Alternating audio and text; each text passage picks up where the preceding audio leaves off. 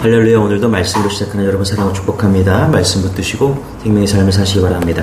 우리 시편 28편 우리 1절에서 9절 같이 교독하도록 하겠습니다. 여호와는 내가 굳게 부르짖으니 나의 반석이여 내게 귀를 막지 마소서. 주께서 내게 잠잠하시면 내가 무덤에 내려가는 자와 같을까 하나이다. 내가 주의 지성소를 향하여 나의 손을 들고 주께 부르짖을 때 나의 간구하는 소리를 들으소서. 악을 행하는 자들과 함께 나를 끌어내지 마옵소서. 그들은 그 이웃에게 화평을 말하나 그들의 마음에는 악독이 있나이다. 그들이 하는 일과 그들의 행위가 악한 대로 갚으시며 그들의 손이 지은 대로 그들에게 갚아 그 마땅히 받을 것으로 그들에게 갚으소서. 그들은 여호와께서 행하신 일과 손으로 지으신 것을 생각하지 아니하므로 여호와께서 그들을 파괴하고 건설하지 아니하시리로다. 여호와를 찬송하며 내 간구하는 소리를 들으시미로다. 여호와는 나의 힘과 나의 방패이시니 내 마음이 그를 의지하여 도움을 얻었도다. 그러므로 내 마음이 크게 기뻐하며 내 노래로 그를 찬송하리로다. 여호와는 그의 기름 부음 받은 자의 구원의 요새이시로다. 같이 읽겠습니다. 시작. 주의 백성을 구원하시며 주의 단합에 복을 주시고 또 그들의 목자가 되시며 영원토록 그들을 인도하소서. 아멘. 금목자흑이라는 한자 성어가 있는데요. 먹을 가까이 하면 검어진다라는 말이죠. 금목자흑. 한자 고사 성어들은 자연의 이치나 삶의 원리를 아주 잘 보여줍니다. 그러므로 사람이 세상에 살면서 세상에 물드는 것은 당연하다고 볼 수가 있습니다. 그게 금목자흑이 우리에게 주는 의미죠. 그러나 여러분, 성경에서 주님은 세상에 살지만 세상에 물들지 말고 살라고 말씀하십니다. 그러니까 성도는 금목자흑, 이 말이 틀렸다는 것을 보여주는 사람이 누구냐? 성도다라고 말하는 것입니다. 여러분, 어떻게 이것을 증명할 수 있을까요? 어떻게 금목자흑, 이 말이 틀렸다라고 우리가 말할 수 있습니까? 오늘 본문에 나오는 다윗은 악한 세상이 있지만 악한 자들로부터 엄청난 고통을 당하며 절박한 기도를 하나님께 드리고 있는데요. 이 기도를 통해서 우리는 금목자흑이 틀렸다, 이것을 증명할 수 있습니다. 우리 다시 한번 1절 3절 같이 한번 읽어볼게요. 시작. 여호와여 내가 주께 부르짖으오니 나의 반석이여 내게 귀를 막지 마소서. 주께서 내게 잠잠하시면 내가 무덤에 내려가는 자와 같을까나이다. 내가 주의 지성소를 향하여 나의 손을 들고 주께 부르짖을 때 나의 간구하는 소리를 들으소서. 악인과 악을 행하는 자들과 함께 나를 끌어내지 마옵소서. 그들은 그 이웃에게 화평을 말하나 그들의 마음에는 악독이 있나이다. 아멘. 3절에 보니까 악인과 악을 행하는 자들과 함께 나를 끌어내지 마소서. 이 말이 좀 많이 와닿는데요. 세상은 너무나 악한데 하나님은 왜 침묵만 하고 계시냐, 이렇게 부르짖고 있죠. 하나님이 악한 자를 심판하기를 기다리다가는 죽겠다, 이렇게 부르짖고 있습니다. 우리도 이런 심정일 때가 많이 있죠. 그런데 이럴 때 조심할 것은, 그러다가 우리의 심령도 악한 자처럼 강팍해질 수 있다는 것입니다. 악한 사람 때문에 내가 악해질 수 있다는 거예요. 자, 다윗이 그랬다는 것입니다. 다윗은 악한 자들을 향해서 분노하고 저주합니다. 4절 5절입니다. 같이 시작. 그들이 하는 일과 그들의 행위가 악한 대로 갚으시며 그들의 손이 지은 대로 그들에게 갚아 그 마땅히 받을 것으로 그들에게 갚으소서. 그들은 여호와께서 행하신 일과 손으로 지으신 것을 생각하지 아니하므로 여호와께서 그들을 파괴하고 건설하지 아니하시리로다. 다윗은 분노하고 화가 나서 하나님께 갚아달라고, 마땅히 갚아달라고 그렇게 이야기하고 있습니다. 여러분, 예전에 한 분이 상담을 요청했는데요. 이분이 전도 차원에서 아주 과하게 친절을 그렇게 베풀었습니다. 돈을 구워주고 먹을 것도 이렇게 챙겨주고 그 자녀들을 위해서 이제 옷도 선물해주고 그렇게 했습니다. 그런데 이렇게 친절을 베풀었는데 그 도움을 받은 분이 다른 사람에게 너무 친절을 베풀어 주어서 피곤하다라는 거예요. 집을 안 찾아왔으면 좋겠다라는 거예요. 앞에서는 받을 거 다 받으면서 친절도 받고 선물도 받고 그러면서, 그리고 이제 뒤에서는 막 험담까지 막 한다는 그런 소식을 이 친절을 베푼 사람이 듣게 되었습니다. 너무 마음이 분이 생겨서 그분이 따지고 싶었다 그런 얘기를 합니다. 그래서 더 이상 신경 쓰지 마시고 그냥 내버려 두시라고 이렇게 말씀을 드렸습니다. 왜냐하면 계속 하다가는 그 집사님 심령이 상하게 될 것 같았기 때문입니다.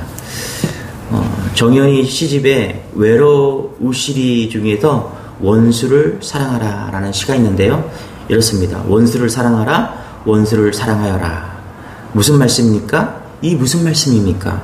내게는 그리도 엄격하시면서 어찌 내 원수에게 그리 관대하십니까? 보아라, 나와 함께 하는 거사. 내가 원수와 똑같은 얼굴이 되는 것을 나는 참을 수가 없구나. 왜 예수님은 우리에게 용서하라고 7번씩 70번씩 말씀하셨을까요? 마음이 중요하기 때문입니다. 그의 마음이 아니라 우리의 마음이 중요하기 때문입니다. 우리의 마음에 악한 마음이 아주 자리 잡지 않도록 경계하기 위해서 그렇게 용서하라고 하신 것이죠. 여러분, 다윗은 악한 자들로부터 말할 수 없이 시달리면서 그럼에도 불구하고 마음이 악해지지 않았습니다. 어떤 사람은 다윗이 마음껏 퍼부은 그 저주의 기도 때문에 마음에 응어리가 풀렸고 또 응답도 받았다고 해석하지만 그것은 사실과 다릅니다. 다윗의 삶을 보면 알 수 있기 때문에 그렇습니다. 다윗은 자기를 죽이려 달라들었던 사울 왕을 죽이지 않았죠. 하나님의 기름 부음 받은 자를 자신이 죽일 수 없다라고 판단했습니다. 그 후에 자신을 철저히 무시한 나발에 대해 크게 분노하고 죽이러 가다가 결국 죽이지 않고 돌아왔습니다. 다윗도 분노할 때가 있었지만 항상 마음을 다스리고 절제했다는 것이죠. 이것이 다윗을 위대한 삶을 살게 한 모습이라고 봅니다. 그렇다면 다윗이 악한 자들에게 끊임없이 시달리면서도 그 영혼이 고결할 수 있었던 것은 어떤 믿음이 있었기 때문입니까? 다윗은 마음으로 항상 하나님을 바라보았다라는 것입니다. 이것이 다윗의 위대한 지혜라고 봅니다. 이것이 다윗의 위대한 믿음이라고 볼 수 있다는 것입니다. 자, 이제 5절까지 했던 그런 기도와는 완전히 다른 기도를 하는데요. 우리 6절입니다. 같이 읽어볼게요. 시작. 여호와를 찬송하며 내 간구하는 소리를 들으심이로다. 우리가 다 아는 말씀입니다. 그냥 읽으면 너무 뻔한 그런 다윗의 기도입니다. 그런데 5절까지 기도와는 사뭇 다르게 6절에서는 하나님을 찬양하고 하나님을 간구하고 기도하고 있다는 것입니다. 앞절까지는 분노하고 원수를 갚아달라고 하나님 어디 계시냐고 막 그렇게 기도하고 있다가 갑자기 6절에 와서는 이제 찬송하면서 간구하고 그 소리를 들으신다라고 이야기를 합니다. 다윗은 아기를 바라보는 것이 아니라 그 간구를 들으시는 여호와를 찬송하고 바라보았다는 것입니다. 여러분, 고난 가운데서도 하나님을 바라보며 찬송해야 됩니다. 고난 가운데서도 기도하면 하나님이 들으십니다. 다윗에게서 찬양과 감사가 터져나옵니다. 다윗은 악한 자로부터 말할 수 없는 시달림을 당하지만 그 영혼은 여전히 하나님을 향하고 있었다는 것입니다. 이것이 오늘 우리가 받아야 되는 은혜인 것이죠. 여러분, 고난과 아픔 가운데서도 또 나를 해하려는 그런 대적 가운데서도 여러분의 마음은 평안하십니까? 사랑으로 가득합니까? 은혜가 가득합니까? 다윗은 적어도 그 가운데서도 평안함을 잃지 않고 그 가운데서도 하나님을 바라보았다는 것입니다. 우리 7절입니다. 같이요. 시작. 여호와는 나의 힘과 나의 방패이시니 내 마음이 그를 의지하여 도움을 얻었도다. 그러므로 내 마음이 크게 기뻐하며 내 노래로 그를 찬송하리로다. 이것이 다윗의 위대한 비밀이고 열쇠입니다. 5절까지의 마음이 완전히 다른 것을 볼 수 있는 것이죠. 주님을 의지하고 주님으로 기뻐하고 주님을 찬양하는 것, 주님을 바라보는 것이죠. 어떻게요? 절망 가운데, 고난 가운데, 죽을 것 같은 상황에서 다윗은 지금 그렇게 하고 있다는 것입니다.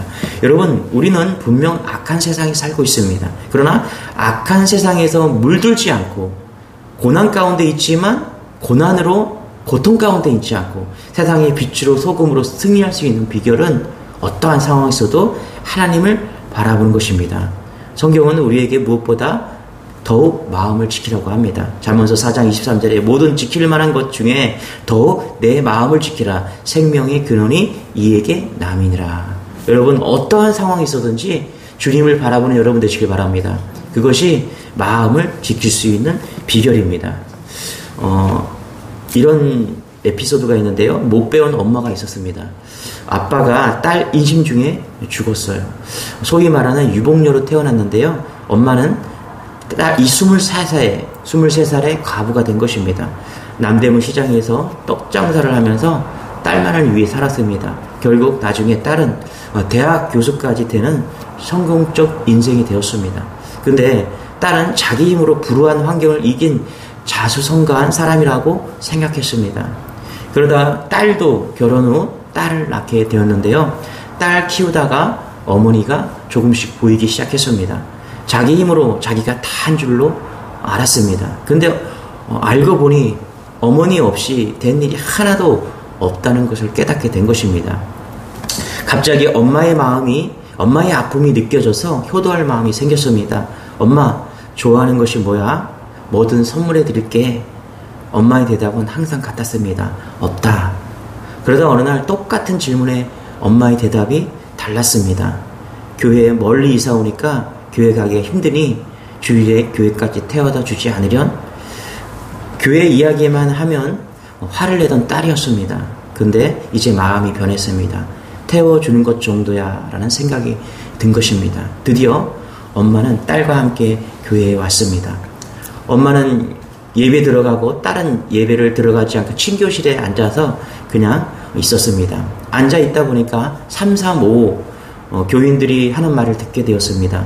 서로 남 헐뜯는 이야기가 들렸고 자녀 문제를 돈으로 해결하는 사람의 이야기를 들었습니다. 자기 자랑으로 입에 거품을 문 사람 이야기를 들었습니다. 회의실 쪽에서는 고성도 오갔습니다. 서로 언성을 높이며 싸움하는 소리가 들렸습니다. 세상과 전혀 다를 바 없는 교회의 모습이었습니다. 오히려 더 심한 것 같아서 분노가 치밀어 올랐습니다. 예배를 마치고 나온 엄마를 보자마자 딸은 외쳤습니다. 엄마, 이제 이런 교회 다니지 마. 모여서 험담하고 싸움질이나 하는 저질 집단이야. 교회 올 시간에 우리 피크닉이나 가자. 엄마가 물었습니다. 왜 그러니? 딸은 자기가 본 많은 것들을 쏟아붓기 시작했습니다. 다 들은 엄마가 말했습니다. 나는 평생 교회 다니면서 주님만 봤는데 너는 딱 하루 교회 와서 많이도 봤구나. 이 말에 펄펄 뛰던 딸의 마음이 깨져버렸습니다. 엄마는 차원이 다른 존재였습니다. 많이 배웠다는 교수가 미치지 못할 높은 경지에 해안이 있었던 것입니다. 깊이가 있는 신앙이 느껴졌습니다. 지식이 다가 아니구나. 신앙의 내공이 필요하다는 생각이 들었습니다. 엄마는 주님만이라는 중심이 있기에 흔들리지 않았던 것이죠. 잡다한 것 보다가 흔들린 자신과는 비교할 수 없는 깊이가 있었습니다. 많이도 봤구나. 많이도 바꾸라고 살면요, 방황하고 길을 잃습니다. 흔들립니다. 그러나 주님만 보라 그러면 얽힌 것이 풀립니다. 흔들리지 않습니다. 길을 잃지 않습니다. 모순과 공허 속에서도 굳건하게 사명의 길을 걸을 수 있습니다. 여러분, 언제나 시선이 중요합니다. 시선이 문제입니다. 시선이 수준을 결정합니다. 주님만 바라보는 여러분 되시길 바랍니다. 주님만 바라보면 흔들림이 없습니다. 주님만 바라보면 길이 보입니다. 주님만 바라보면 세상을 이길 힘을 얻습니다. 주님만 보면 깊어지고 시선이 깊어지고 능력이 생깁니다. 이것이 시선의 축복입니다. 오늘 악한 자로 인해서 괴로움을 당하는 것은 우리의 책임이 아닙니다. 그러나 악한 자를 묵상하는 것은 우리의 책임인 것입니다. 우리가 악한 일을 당하여도 얼마든지 영혼을 지킬 수가 있습니다. 악한 자를 묵상하지 말고 주님을 바라보면 된다는 것입니다. 다윗이 믿음이 여기에 있다는 것입니다. 상황과 고난이 힘들고 악한 자를 만나도 그는 악하지 않았고요. 그는 하나님을 잃어버리지 않았습니다. 믿음을 잃어버리지 않았고 도리어 찬양하고 감사했습니다. 8절 9절입니다. 같이 시작. 여호와는 그들의 힘이시오 그의 기름 부은 자의 구원의 요새시로다. 주의 백성을 구원하시며 주의 산업에 복을 주시고 또 그들의 목자가 되시어 영원토록 그들을 인도하소서. 그렇죠. 5절과 6절부터의 내용이 완전하게 달라집니다. 상황은 그대로인데 앞의 상황은 악한 자들 그들의 상황이라면 뒤의 상황은 다윗의 마음의 모습인 것이죠. 여러분 이런 은혜가 우리 안에 소망합니다. 저는 요즘 너무나 감사합니다. 뭐냐 하면 제 주변에 금묵자흑 세상에 살지만 세상에 물들어야 되지만 금묵자흑 이 말이 틀렸음을 증명하면서 믿음으로 증인으로 사는 분들이 많음을 깨달았기 때문입니다. 오늘 말씀으로 하루를 말씀 붙들고 생명의 삶을 위해서 몸부림을 치는 그런 여러분들과 저희들은 그런 의미에서 동역자입니다. 감사합니다. 악한 세상에서 온갖 악하고 더러운 일들을 겪고 살지만 마음만은 악한 자에게 빼앗기지 않는 그런 모습이 저에게 힘이 되는 것입니다. 여러분 오늘 다윗이 또 우리가 그런 모습으로 세상에서 승리하기를 원합니다. 금묵자옥 이것이 틀렸다라고 오늘 세상에서 보여줄 수 있는 그런 은혜 여러분 되기를 축원합니다. 기도하겠습니다. 하나님 악한 세상에 살지만 악한 사람들처럼 물들지 않는 그런 빛과 소금의 믿음의 백성들이 되기를 소망합니다.